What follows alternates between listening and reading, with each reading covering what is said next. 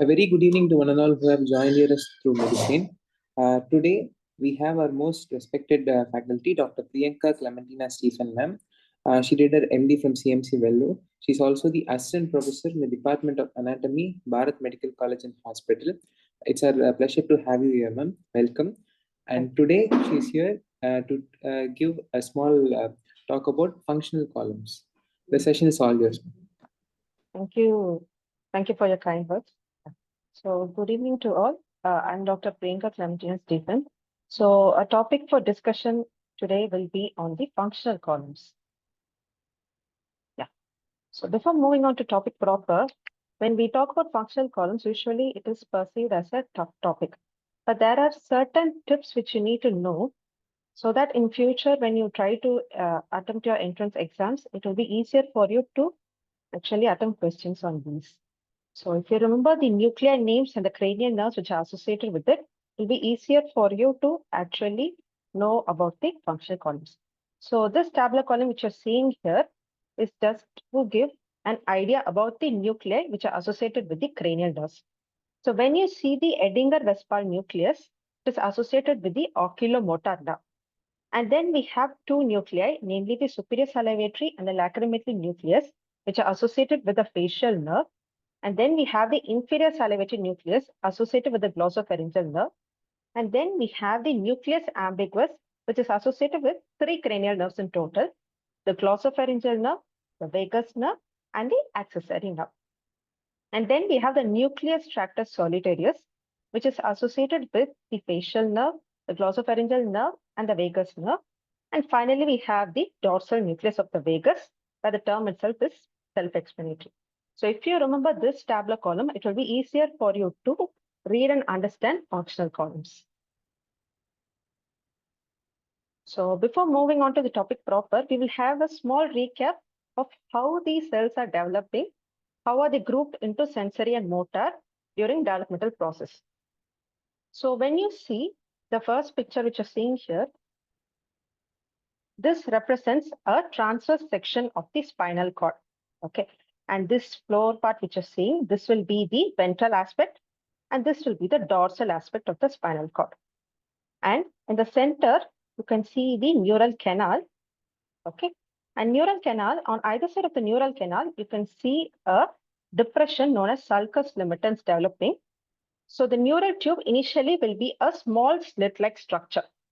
Once the lateral muscles on either side starts to proliferate, what will happen is a small depression will be formed on either side, which will be known as the sulcus limitans. So now the slit-shaped opening which was present is converted into a diamond-shaped opening. So the sulcus limitans here will divide the lateral mass into two parts. So you can see one colored in red here, the other one in blue. So the red one, which is in the anterior aspect or the ventral aspect, that will be known as the basal plate, which is mainly associated with motor function. And in the posterior part or in the dorsal part, the bluish colored structure which you see here, this is known as the alar plate. So alar plate is mainly concerned with sensory function.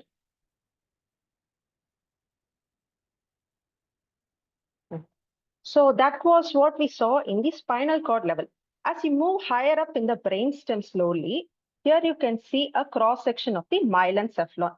So in the brainstem, especially when you take the pons and the medulla, you know that in the posterior aspect of these two, you will find the fourth ventricle. So once a cavity is present there, what will happen is the basal plate and alar plate, which were related to each other ventrally and dorsally, will be related to each other medially and laterally. So what will happen is the posterior aspect will start to open up slowly. So here you can see the cavity which is starting to opening up, so that the alar plate, which was present in the dorsal aspect, now comes to lie lateral to the basal plate. Okay, so basal plate will lie medial and the alar plate will lie lateral. And in between these two, you will have the sulcus limitans present. Okay. And here you can see the same things. You can see different columns which are colored here, some in red and some in blue. Okay. So these columns are the ones which will represent the different function columns present in the brainstem. So The few tips which you need to remember with respect to functional columns are, rule number 1 is the motor or the afferent pathways, afferent groups will be present medial to the sulcus limitans. Okay, so this is the sulcus limitans here. Medial to that, you can find the motor, and lateral to that, you can find the sensory. Okay, and rule number 2 is you can find the general columns present closer to the sulcus limitans.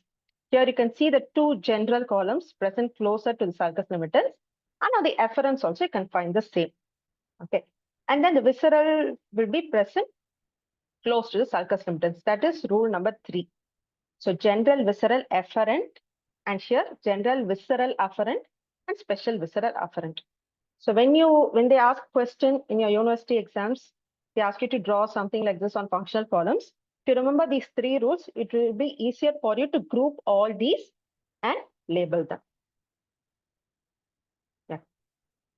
So this picture taken from Gray's Anatomy, you can see the posterior aspect of the brainstem, okay, showing the various groups of the nuclei distributed along the brainstem, right from the midbrain to the pons and up till the medulla. You can see the different groups of nuclei here.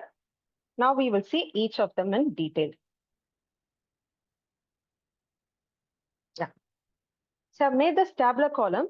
So once you make this tabular column, and here you can see that I've left off some places blank. Okay. So if you remember, what are the striated muscles developing from somites? There are 2 in number.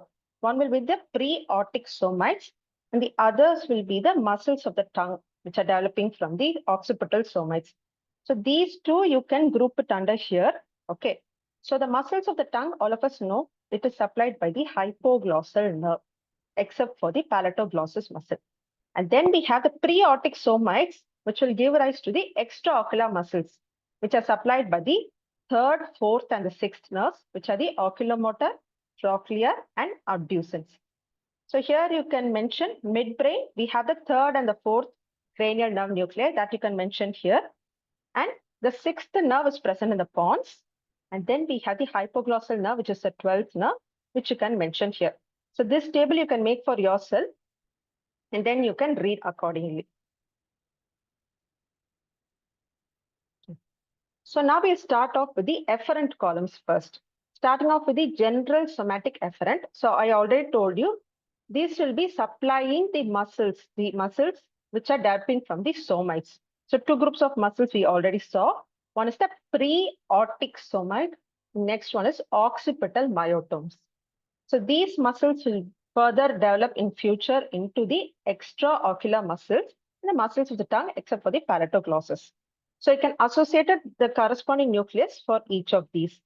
So motor nucleus of 3, 4th, and 6th nerve will be associated with this column, whereas the hypoglossal nerve nuclei will be associated with the muscles of the tongue, except for the palatoglossus. So in this picture, you can see again the posterior view of the brainstem. You can see all the 3 parts, the midbrain, pons, and medulla. And you can see the different groups of nuclei. So if you remember from the previous slides, I told you that the medial nerves, the medial columns will be present. Medial columns will comprise of the motor groups, which will be present along the medial aspect, medial to the sulcus limitans. So their nuclei will also be present medial to the sulcus limitans. So we will have different columns arranged accordingly. So the first column which you're seeing here, okay, the red ones will represent the general somatic efferent nuclei. So you can see the trochlear nucleus here, the abducen, the oculomotor further upwards, and then you have the hypoglossal nuclei. So this column will be representing the general somatic efferent. Moving on to special visceral efferent. So always remember, when you see the term special, it either refers to the branchial arches or to the special senses. That is one of the tips which I have read so far. So here, special visceral efferent refers to the fibers which are supplying the striated muscles which develop from the branchial arches. So to recap, branchial arches, we all know there will be 6 in total normally, and the 5th one will regress. So we will have the 1st to the 6th arches, and different groups of muscle will develop from these. So muscles of the first arch will be supplied by the motor nucleus of the trigeminal nerve coming from the motor nucleus of the trigeminal nerve, which is present in the upper pons. So one example for muscles of the first arch will be the muscles of mastication, namely the pterygoids, masseter, etc. So when you take the muscles of the second arch, they will be supplied by the facial nerve nucleus, motor nucleus of the facial nerve, which is present along the lower pons aspect. So one example for the muscles of the second arch will be the stapedius muscle. And when we talk about the third arch and the fourth, sixth arches, they will give rise to the muscles of the pharynx and larynx. These will be supplied by the glossopharyngeal nerve, vagus nerve, and accessory nerve. And their cranial nerve nuclei is known as nucleus ambiguus. Okay, so the glossopharyngeal, vagus, and accessory nerve, the 9th, the 10th, and the 11th nerve will be having their cranial nuclei in the medulla. This nuclei is known as the nucleus ambiguous. Yeah. So in this picture, you can see all the three. Okay, the motor nucleus of the trigeminal nerve and the facial nerve. These two will be present in the pons. And then you find the nucleus ambiguous, which is present in the medulla. So moving on to the third column, which will be the general visceral efferent. Okay, the term itself is visceral efferent. So what they will do is they will go and supply the parasympathetics mainly to the viscera, to the glands, and to the smooth muscles. So all of us would already know about the cranial outflow, cranial parasympathetic outflow. What are the cranial nerves which are associated with parasympathetic outflows? So there are 4 cranial nerves associated with the parasympathetics, which will be the third nerve, the 7th nerve, the 9th, and the 10th nerve. The oculomotor, the facial, the glossopharyngeal, and the vagus nerve. So all these 4 nerves will be carrying parasympathetic fibers. Okay. And the nuclei associated with them, we already saw them in the first tabular column. You can see the Edinger-Westphal nucleus here. Then the superior salivatory and lacrimatory nucleus, the inferior salivatory nucleus associated with the glossopharyngeal nerve, and the dorsal motor nucleus of the vagus. So when you hear the term visceral, general visceral efferent, remember parasympathetics associated with the viscera, smooth muscles, and the glands. So if you know the cranial nerves which carry parasympathetic output, you can easily answer on this as well. Yeah. So you can see the columns here. The superior salivatory, the lacrimatory nucleus, the inferior salivatory nucleus, and then you can find the dorsal motor nucleus of the vagus.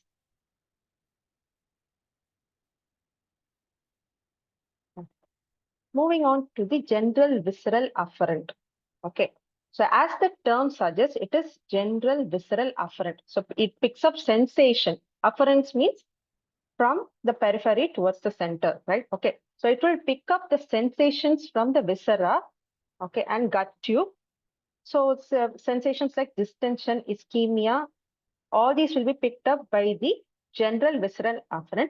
In addition to these, nerve fibers from the carotid body and the carotid sinus is also passing through these. Okay. Carotid body, carotid sinus are baroreceptors and chemoreceptors, which you already know. So all these will pass through the 9th and 10th cranial nerve through the nucleus tractus solitarius. Okay.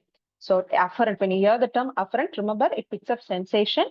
And viscera, it's already self-explanatory. Viscera means it picks up sensation from the viscera and takes it back to the brainstem.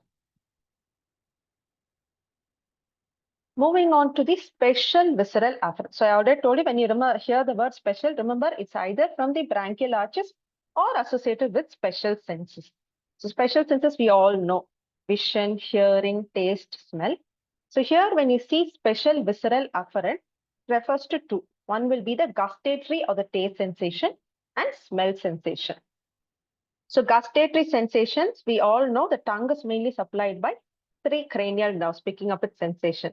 The 7th nerve, the 9th nerve, and the 10th nerve, right? The facial nerve, the glossopharyngeal, and the vagus.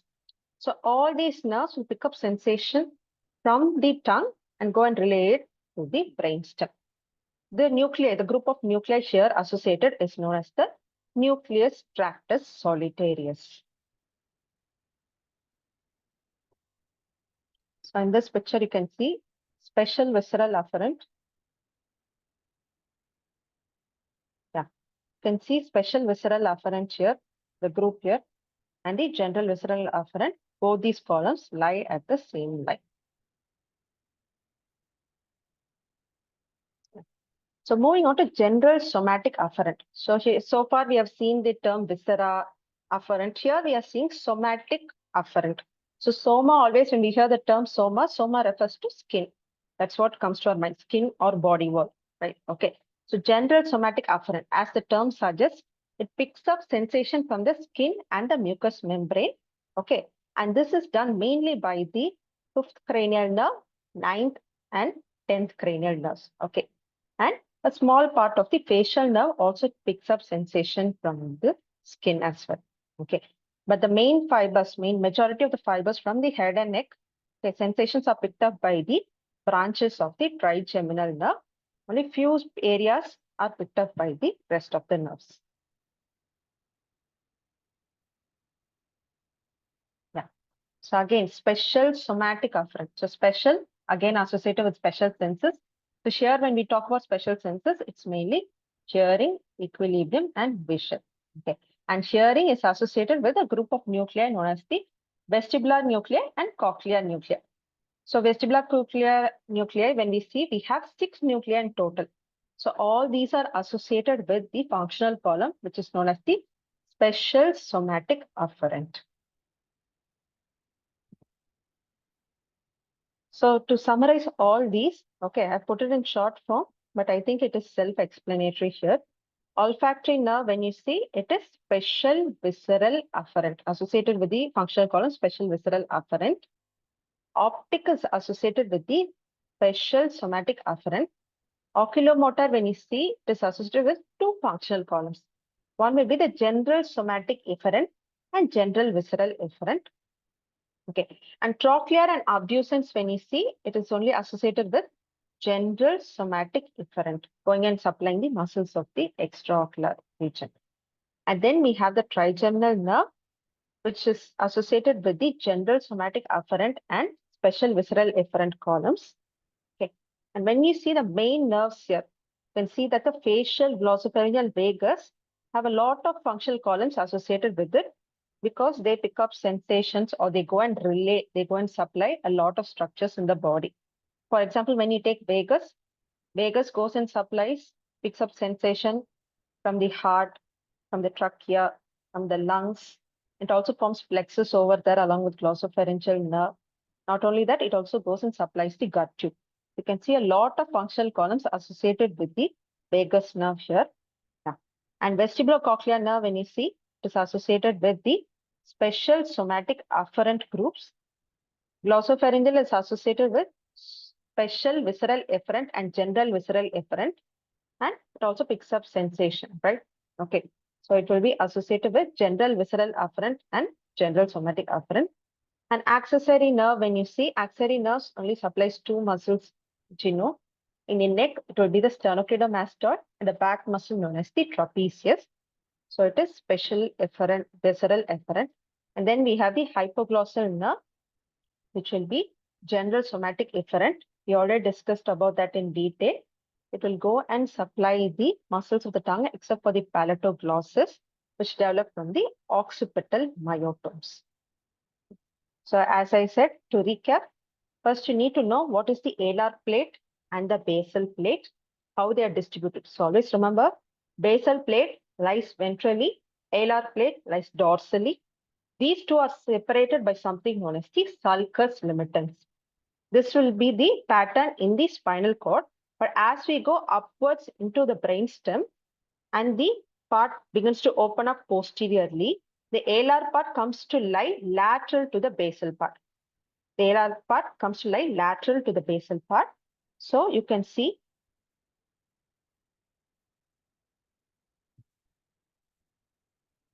yeah. So here, as you go upwards, you can see that the sulcus limitant separates the basal plate and the alar plate. So basal plate will lie medially, alar plate will lie laterally, and concerned nuclei will lie according to that. Okay. And remember these 3 tips.